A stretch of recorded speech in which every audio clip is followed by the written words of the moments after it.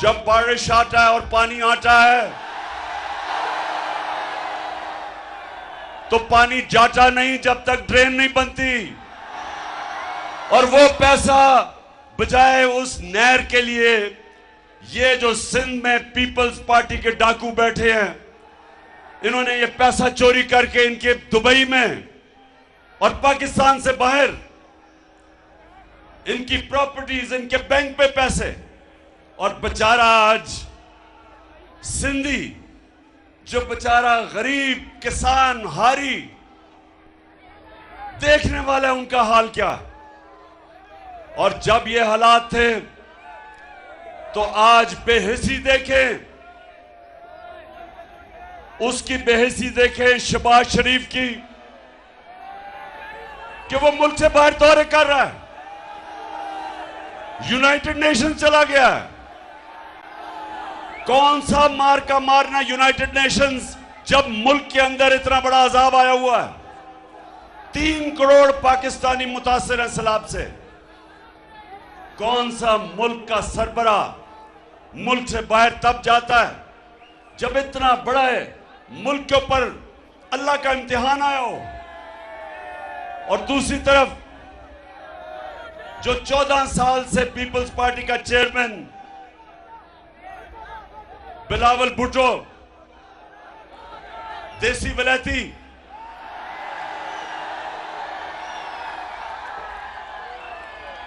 वो भी मुंह उठा के चला गया, बाहर चले गए हैं। और बाहर इन्होंने जाके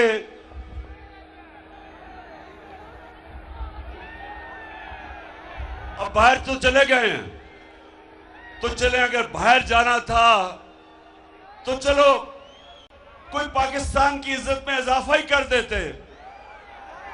लेकिन जरा अभी देखें कि रूस में शहबाज शरीफ जब रूस में गया, रूस की प्रेसिडेंट से मिला, गया था समरकंद में, लेकिन रूस के जब सदर से मिला तो जरा ये देखें कि वहां हुआ क्या। सो ये क्यों हुआ? क्योंकि जब एक आप इंपोर्टेड प्राइम मिनिस्टर को लेके आते हैं साजिश के तहत, और जो साजिश करते हैं जो बाहर से जिन्होंने इसको हमारे ऊपर मुसल्लत किया, उन्होंने इसलिए मुसल्लत नहीं किया कि ये पाकिस्तानियों की खिदमत करेगा, उन्होंने इसलिए किया कि वो उनके सारे हुक्म मानेगा। जिनको मिला तो ये जो आपने हाल देखा, ये इसकी वजह क्या थी? काम पे टांग रही थी।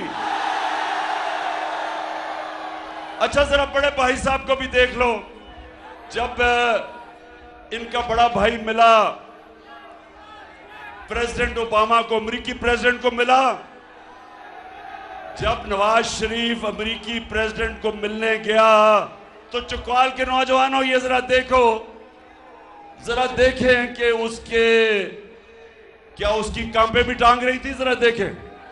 I thank you once again and look forward to welcoming you and Mr. Obama and Mrs. Obama in Pakistan and Kima and यानी कि अमेरिकी प्रेसिडेंट के सामने इतना घबराया हुआ था, इतना खौफजदा था कि उसका शुक्रिया अदा भी पढ़ के करना पड़ा कि गलती ना हो जाए, कि फेंटा ना पड़ जाए, कि हेडमास्टर ना नाराज हो जाए। अच्छा, अब जरा एक और देख लें। ये वैसे मैं अपनी कौम को बार बार दिखाता हूं। वो कहते हैं ना, चकवाल, वो कहते हैं क्योंकि चकवाल से माशाल्लाह ये गाजियों और शहीदों की धरती है,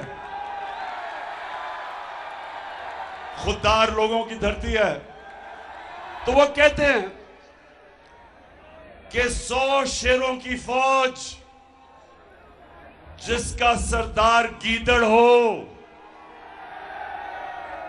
100 शेरों की फौज जिसका सरदार गीदड़ हो, वो हार जाएगी 100 गीदड़ों की फौज जिसका सरदार शेर हो। अब जरा ये देखें कि हमारा ये इंपोर्टेड प्राइम मिनिस्टर क्या कहता है?